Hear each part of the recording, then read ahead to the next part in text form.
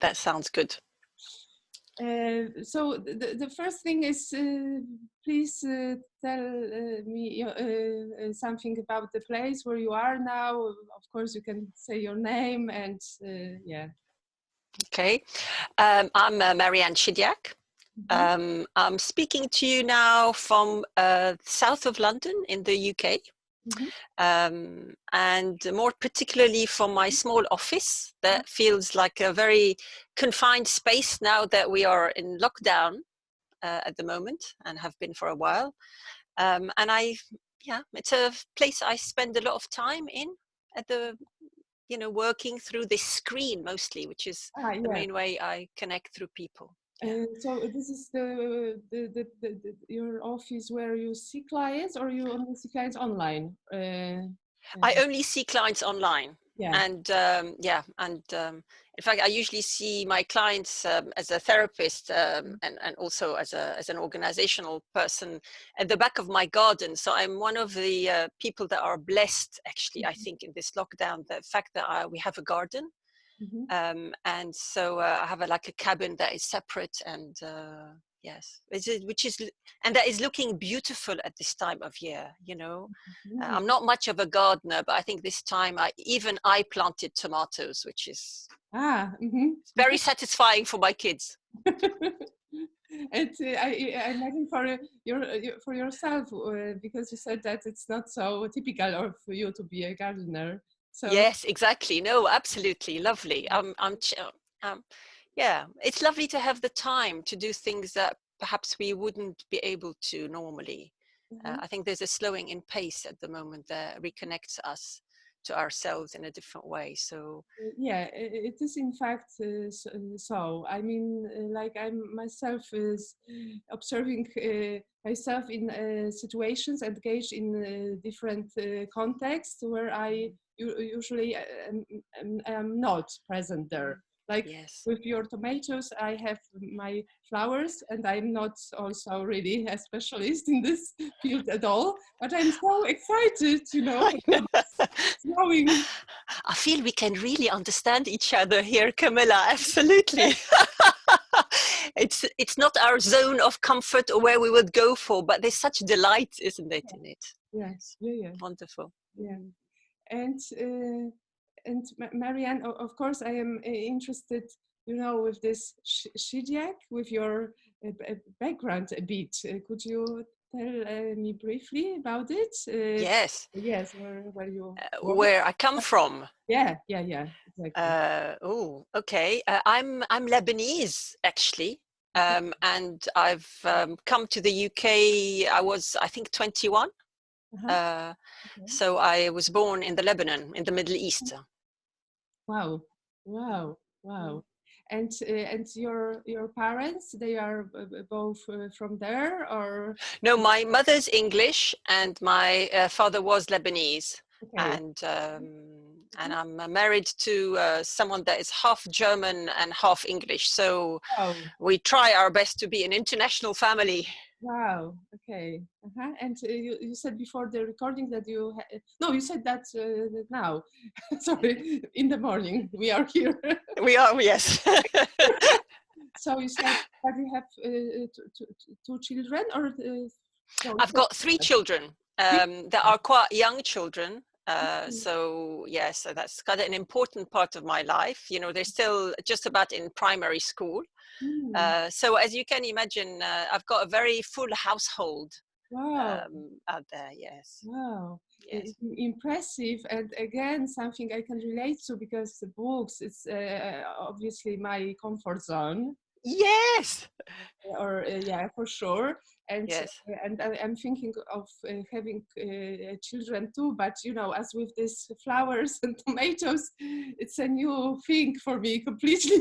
I can look after my cats. Okay, okay, One thing at a time. One thing at a time. yeah, Yes, yes, yeah, yes. okay, wow. It's a delight, and also keeps me very busy, as you can Ah, imagine. yeah, yeah, yeah.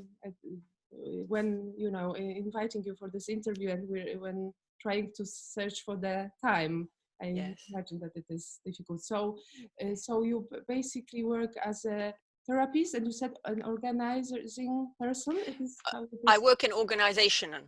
So I do some consulting and organizational development person in organization. I'm also, a coach. Yeah, coach. So Uh-huh. yeah, so I do both. I've got my clinical practice, but also I go out in organizations and I do some leadership development work, some also look at their change efforts when organizations need to change. This is where I've initially I used to do that even before I came to Gestalt. Okay. Uh-huh. And with the organizations today, I mean, like under these circumstances, do you work with them online too? Like As much as we can. I think a lot of the work in organizations now has been either paused, or I'm working really hard at the moment to look at how some of the events can be made to be delivered online. Of course, for the coaching, it's not a problem. But I think for other type of work, we're doing our best. And some of it has been postponed. Some of it is being reshaped. So this is the nature of how things are at the moment. But I imagine that you can contribute in other ways as a coach or as a consultant. Totally. Yeah. Totally. Okay. So I think For you.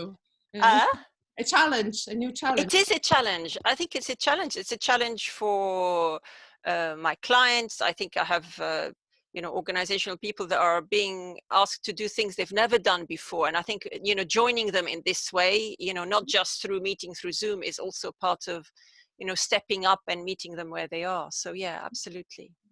Absolutely. Yeah. Okay, and coming back to you as a person, it's still, because I'm obviously interested also if this combining this professional spheres of life. Yes. But first, maybe what would you say about your qualities that maybe are useful in those domains, but also other qualities that you like about yourself or you simply have? Yes. Ooh.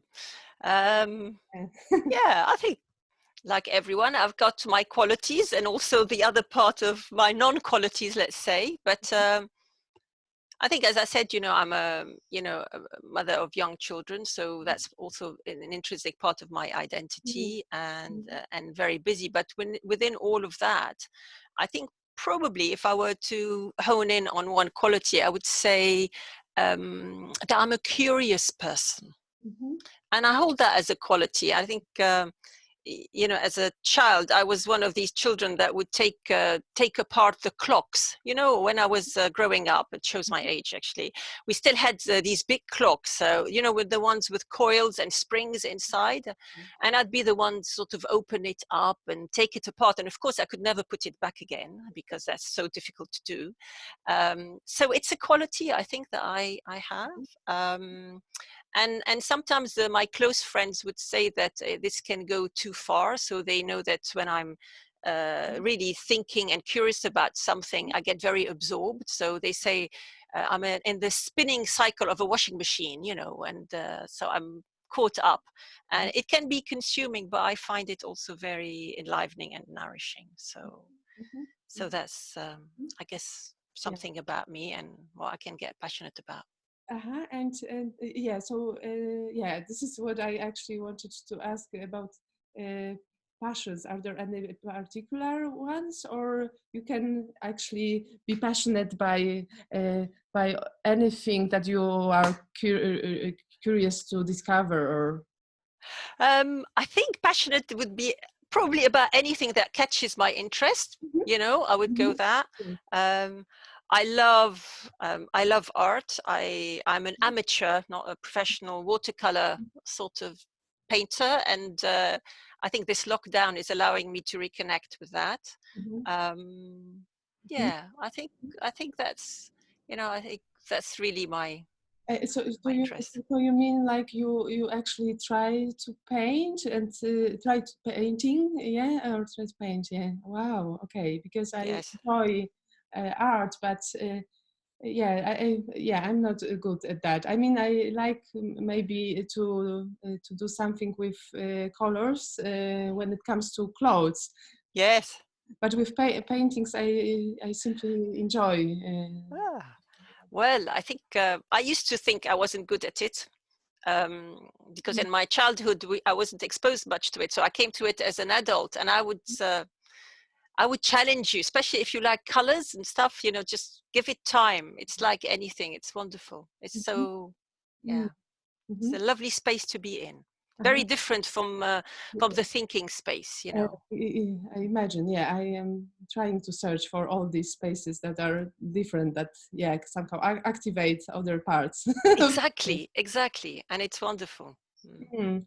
And if you could tell me who had the greatest impact of on how you are now as a human again. Yeah, I saw that question, and you know, and I guess I wouldn't be the only one to find it quite difficult to narrow down. Because you know, I think you know our Gestalt theory, you know, tells us already that we are shaped by almost every person we meet. You know, I'm going to take something away from meeting you, but in terms of impact, I also feel that you know the earliest this happens, the most impactful. So I would probably say that my parents Mhm, have had the greatest impact on me. Um, I think my father was a self-made man, mhm, mhm, and his determination. You know, he's very determined to. You know, he had struggles in his early childhood and adulthood, and the way he overcame them has always been an example for me. So it's kind of left me with the belief that actually I can work for something and I can overcome situations. So that's been very shaping uh-huh, for me. And I think my mother, who's British, as I sort of mentioned to you before we started, and she's someone who grew up in London, and she was evacuated out of London during the war as a child, uh-huh. um, and um, and she's someone with a lot of spirit. And so growing up, I always remember her spirit. And you know, she's got like a thirst for life. She takes most things in her stride, and she'd make us laugh when things are difficult. And Mm. so I think I've learned, and I've been very shaped by that. And I like to think that I get my playfulness from her. So Yeah. Mhm, I've been lucky in that respect. mhm, Mm. mm, mm. And you started to touch, you touched already the way you come to Gestalt and Gestalt therapy, and if you could elaborate on that more. How I came to Gestalt? Yeah, yeah, Yes. Well, purely by accident, you know, purely by chance. I think like good things. yeah. Mhm, I was originally trained as an engineer, mhm, mhm, and then you know through a route I ended up working in business and as a management consultant for organizations. And I think well, in that journey I was still trying to sort of understand the world, you know, through you know, very scientific approach. You know, it was another version of taking that clock apart, you know, from yeah. my from my childhood. And the clock just got bigger and more complicated, really. Yeah. That's it. Mhm, But I was still trying to understand what made it tick and how to bring about change in a system, in an organization. And I was struggling with quite a difficult organization and client. It was in the steel industry in the mhm, UK. mhm, And there were tensions in a team, and there was a merger sort of going on. And a colleague, a senior colleague, suggested that I work with this therapist to try and shape a workshop to get some of some voice to the emotion and the dynamic that was going on in the team. mhm, And I did that, and seeing her work and getting people to voice what was going on for them, to recognize and really see each other, you know, it was like a light bulb moment. It wasn't engineering, it wasn't rocket science, but my God, it was so impactful. Mhm. And I wanted to learn how to do that. And so, I guess the rest is history. I looked for um, a therapy training that could be done on the weekend because I was still working. And and then I found Gestalt, I fell in love with it, not just as a practice for organization, but also as a clinical practice. Mhm. And so journeying alongside someone is one also the most rewarding things we can do. Mhm. Mm. And I was kind of yeah, I'm interested in different moments of what you said, of you already said. So first one, this kind of switch from engineering to consultancy. It's oh, wow, it's already a leap. Yes, I've got a short attention span. No. um, yeah, that's a kind of an interesting switch. I think I got to a place where it didn't feel satisfying to feel so narrow. That I would deliver as an engineer, like software programs or do things, and actually often people didn't know how to use them. So the solution wasn't complete in the science. Mhm. and and so it was a place where people were still stuck. So I think the human dimension became more interesting. Okay. And what I knew was organization. So I went and I did a master's in business. Mhm. And that sort of thought, everyone thought I was crazy to sort of abandon what looked like a really good sort of path, and Mhm. an interesting path. I Yeah. worked in a really interesting field. But I just knew I had to do something different. I would look at people around me that would be 30 years in this business, and I thought, no, this is not Yeah. what I needed still to do.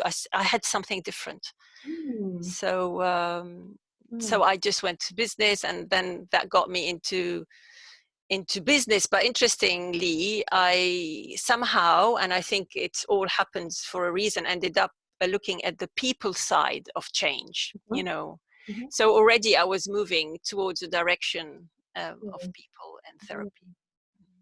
To the other pole, I would say, yeah, Yes, yeah, in a yes, way. Wow, uh-huh, yes, somehow. yes.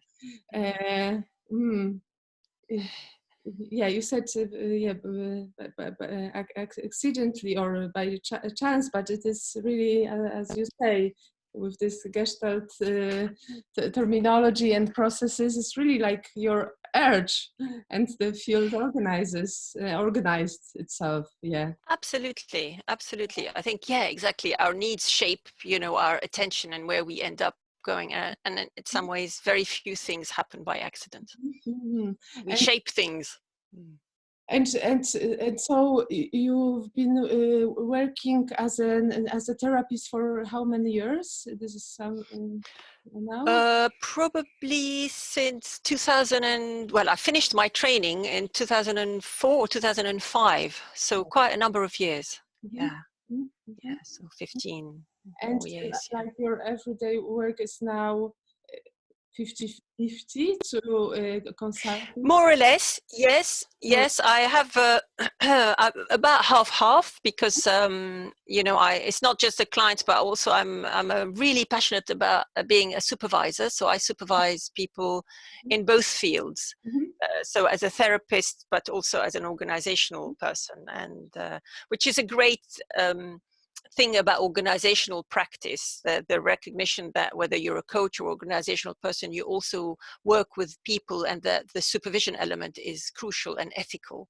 Mhm. So I do that. So yes, it's about half, and I have to do some nice juggling from time to time. Mhm.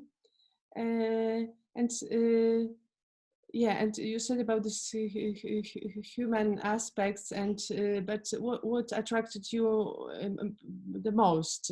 This is the question that you probably also read. But what attracted you the most within Gestalt theory and practice, and maybe it has changed throughout these years, and it has developed into something, evolved into something else. Yes, yes. I think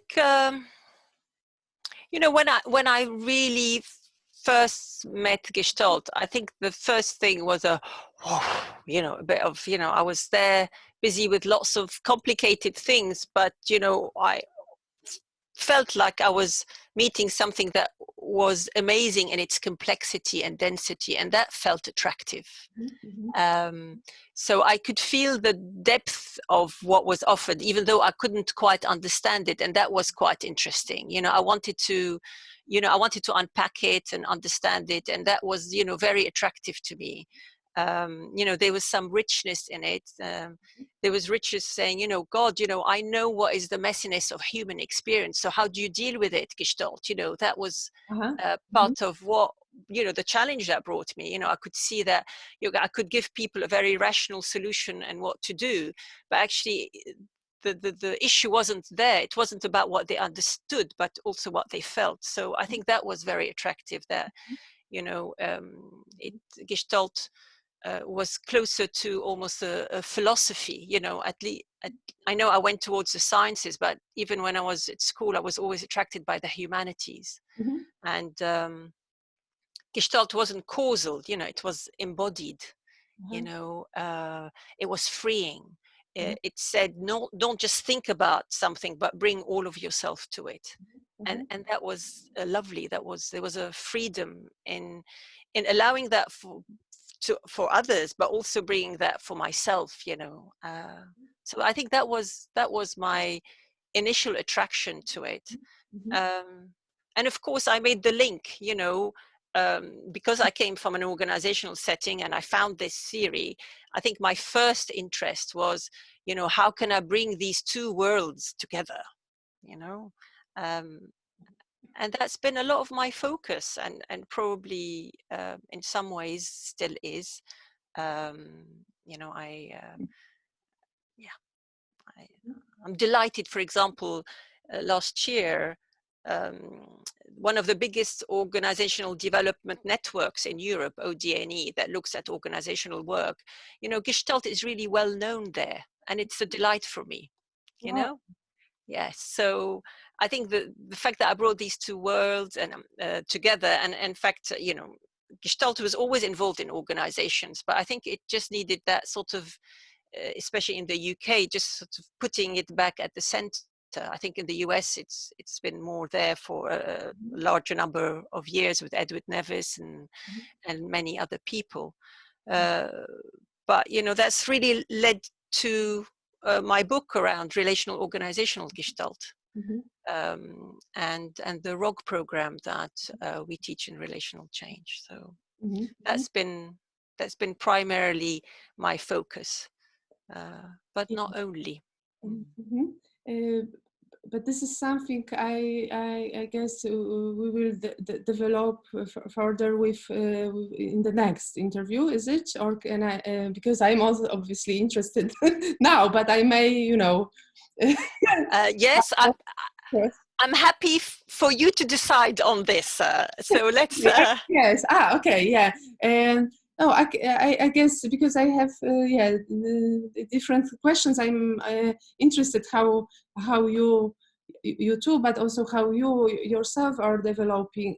I mean, how this Gestalt operates in this field of organizations. I'm really interested. I mean, like with examples and so on. Okay. Yeah. So maybe, Okay. I guess, I will Yes. ask you for that for Yes. sure. I mean, what I could say just in a small way, perhaps, and leave it for a different, is that you know, I think the world of organization is still catching up with what we know in Gestalt. And primarily, there's still that culture out there that, you know, when you do change, you do it in a very planned and systematic way. And so when you want to do something, you develop a plan, you say, this is going to happen here, this is going to happen there. And of course, we know in Gestalt that this is just, even planned change is emergent. And and how to deal with human beings and complex issues. And organizations now are facing more and more complex issues because exactly of how interconnected we are in the world. Yes. So I think that's where Gestalt, comes really in its own. In organization, it's not in the simple problems, but it's in the more complicated problems that require people to really collaborate, really understand each other, and sort of not just have to do with their thinking selves. Yeah. So it's complex, not just complicated. It's complex, not just complicated. Yeah. This is what I get. What I got when you said that you first, saw some Gestalt, experiments experiments when this therapist worked, and Yes. what you observed was already some complexity behind it. Even though Yes. there is freedom, there is Yes. also some something something which is very complex, and it's and operates according to some rules. I know. Yeah. Some rules, but also not rules that you can write down. So it's not a methodology. Yeah. And that is our strength in Gestalt, that actually we don't say, we are not like we're not a CBT kind of, we don't follow this. It's more of an art form. Yes. And I think that's what organizations really need as well. I don't know if you know that, but I am a sociologist in my first background. I didn't. So and I work as a sociologist. Yes. So so that is I was interested. Yes.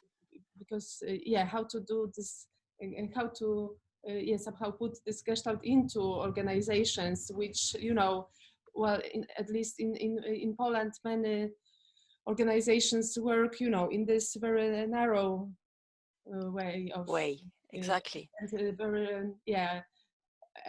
over rationalized. Absolutely. And in so doing, neglecting this human side. The human element. Yeah, but I mean, the greatest example of that is that people expect you, an organization, to come and follow an agenda.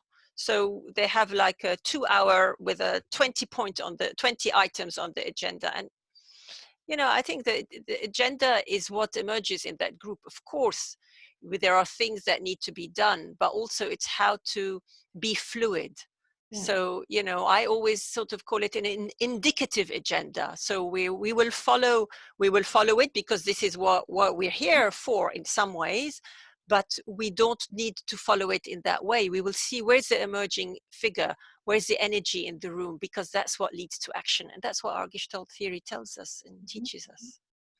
And I don't know, maybe I am it's not well said, but and I'm wrong here to somehow differentiate, but I would say it's even more difficult to somehow to work with organizations in clients in this completely Gestalt way, because with clients we may somehow somehow let this freedom come in the room, whereas with the organizations they want the aims to be achieved, and no wonder they want. I mean, clients too, but Yes.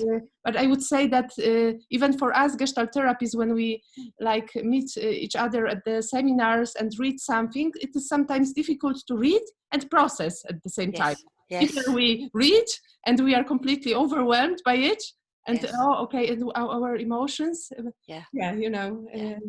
Wow. It's giving the space for both, isn't it? It's meeting people when they need to, and knowing, when you said, well, in Gestalt, we can do anything we want with the client. Actually, we don't. We need to set some containment as well, some field that feels holding. But I would say that you need extra somehow work. Wow.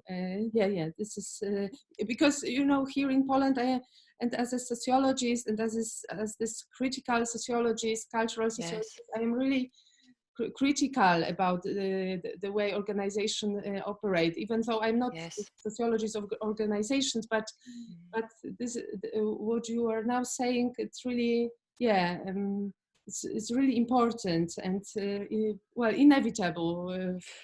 It is inevitable, and I think that's why, for me, and of course I am biased, but I think, what Gestalt has to offer now for organizational work is actually the most needed, Mm-hmm. Uh-huh.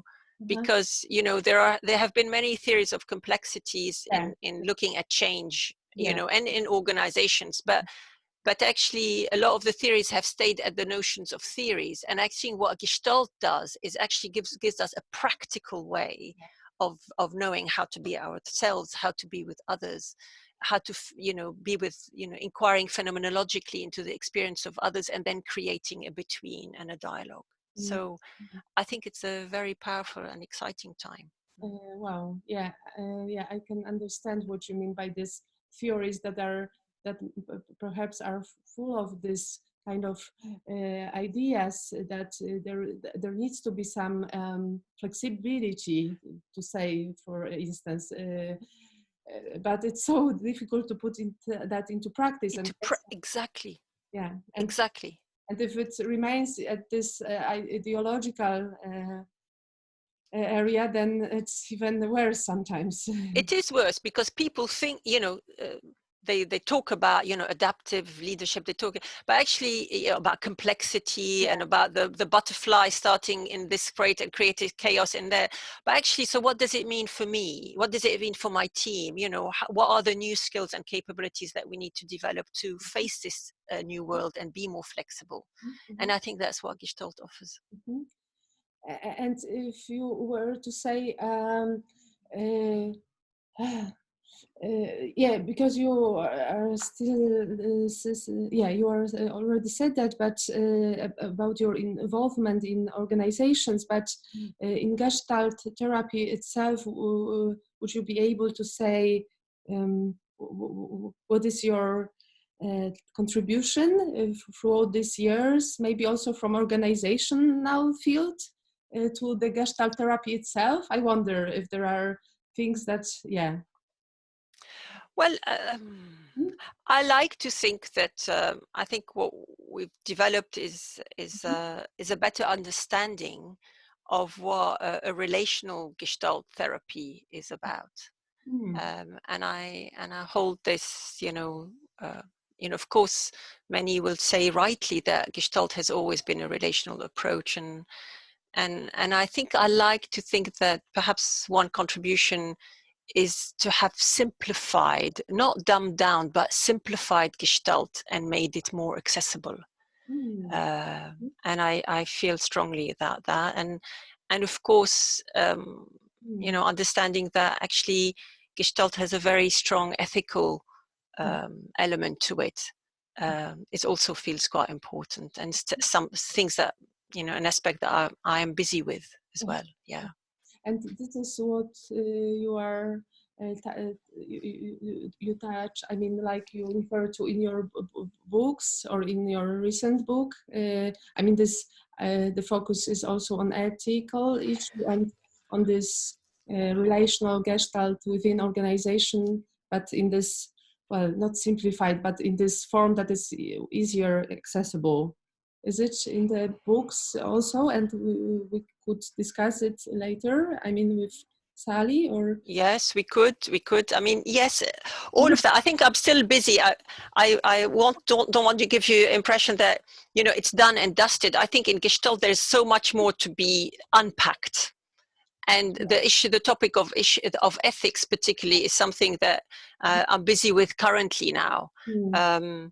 But I hope that what we are doing is, or have been able to do, is look and show that Gestalt has an impact beyond just a dyad, that it can be taken out and it can be accessible. I mean, I think the SOS model that we talk about, for example, reverberates with so many people, and the beauty of it is that you can understand it at the first level and then keep going deeper and deeper and deeper. Mm-hmm. And I think, a bit like old style religion, we should make Gestalt, accessible to everyone, not just the people that are deep in the text that can read it all, but it's got something to offer everyone at a lot of people at different levels. Yeah. And it's been great to journey alongside someone who's never met Gestalt at all. And then after a year of just coming onto a few modules, their life has changed, Yeah. I think it's very humbling to see the power of that. Yeah, I imagine. I imagine also how much effort and work and energy is needed to translate and recontextualize somehow. Yeah, I still guess I am not that able, because I'm trying also to to say, I don't know, speak about Gestalt even to my friends who are not Gestalt therapists, or Yeah. to sociologists, and Yes. yeah, it's not easy. So you are doing wonderful work. I mean, because this translation is needed. It is not It is, and it's seldom. important for us to be able to talk. I mean, I love that you said that, actually, because that's what I struggled with, Camilla, actually, for a long time, is how to talk simply about something, It's without dumbing it down, without losing the complexity of it. yes. And I think that is very, Yeah. Yeah. Sorry. It's yeah. yeah, no, Mhm. I think we're saying the same thing, so lovely. Yeah, it's not easy to make it simple. No, Mm. no. As I think it was it Voltaire who said, if I had more time, I would have written less, and if I had more time, and, I think the more you chew on something, the more condensed and the more simplified and the more clear you can make it. Yeah. Yeah. Mm. Okay. I wonder. Yeah, maybe within this Gestalt world that you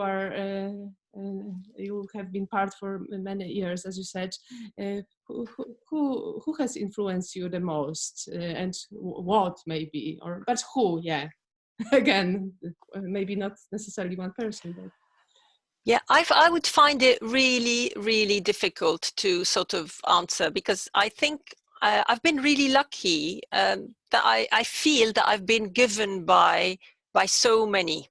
Um, when I think of my Gestalt training, it almost feels like every book or article was savored. mm, I remember, for example, as a student, first time I met Lynn Jacobs on a workshop, and she laughed because I gave her the book that she had written. It was The Healing Relationship, and it had so many markings and post-its in it. yeah, And she said, that for her it was a pleasure to sign such a well-read book. But I feel the same about so many other Gestalt writers and thinkers that have influenced me. I think when I first read Gordon Wheeler's Gestalt Reconsidered, it was, this is it. This is it. It was like exciting. I was, really enthralled by that. And of course, Malcolm's sort of notions on field theory. mhm, I think there's so much actually out there. mhm, Um, and I don't want to, I also want to recognize that actually every thought that we have, every set of concepts, we pull on each other actually in the Gestalt world. So I feel very grateful actually for all the interactions I have with my colleagues, within relational change and outside, with, Sally Danenborn, who and so many others. mhm, So I think a lot of people have influenced me in the Gestalt field. mhm, mhm. Uh, oh, and maybe just to your I don't know, maybe playful, as you said, side. Were there any funny moments in your Gestalt training that you will remember every time when you are asked, or now funny and maybe at that moment not at all? I wonder. Oof. Oh, I don't know about funny, but Yeah. I remember and appreciate moments of strong disagreements. Ah, You mm, know, I kind of, because I think that feels like, very contactful. yeah. And then, as I say that, I also soften, because actually I alongside the disagreement, I think I so appreciate that, and there was playfulness in that as well. There was also such a commitment to rebuild the relationship, and to stay and to repair. So Mhm. I think those were amazing moments, actually. Moments of connection, Yeah. and there are many. And reconnection, as I. And reconnection, of course. That's what life is about, actually. It's not just one moment, actually. It's realizing that all our relationship needs, do this ebb and flow. Mm. And maybe coming to the end, it's a question about the future of Gestalt, and maybe theory on one hand, practice, but also future of our community, Gestalt community. Yeah, yeah. What's your associations are with this word Yes, future of yes, Gestalt? the future of Gestalt. Yes, it's difficult, isn't it, to separate the future of Gestalt to what's going on at the moment, Camilla, isn't it? I mean, I think we're living in amazing moments in our history, not just, the history of the whole of the globe, of the humanity. And I guess how we come out of this, and how we decide to live as human beings, it's going to be remembered. It's going to define us. So I'd like to think that, and I strongly feel that how to live ethically is what Gestalt needs to focus on going forward. We have a lot, the theory has a lot to offer in terms of how we can sustain us in times to come. And there's going to be difficult times, lots of recessions. But it's also taught us, this pandemic, that, things are uncertain. The future is uncertain. We can't rely on the past to define us. And Gestalt teaches us to be with this emergence in a supported way. To understand that we can't control the other or the environment, and we're shaped by it, isn't it? So I'm hoping that Gestalt will play a role in that sense, in reaching a greater number of people, because I think everyone on the globe now has come to realize how interconnected we all are, as human beings. Our lives are intertwined. We can't keep on treating the environment or the natural world as if it was something not about us. We can't even pretend that we can manage, issues like issues of economics, of health, of education, of social justice separately, with come up with different answers. So it does matter to me what happens in the Wuhan province. We've all sort of seen this. So more, I think, is needed, I think, in not restricting Gestalt to the therapeutic or organizational context, but open it to many other applications. It's an enlivening, exciting, and very insightful theory that is needed now. And about living in a relational way, in a connected way.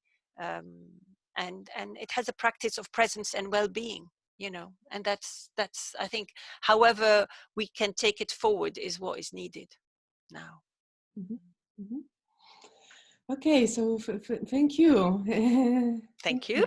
Mm. It's been lovely to meet you. Yeah, to meet you too. Yes. Yeah, okay, so I will stop now the recording. Thank you.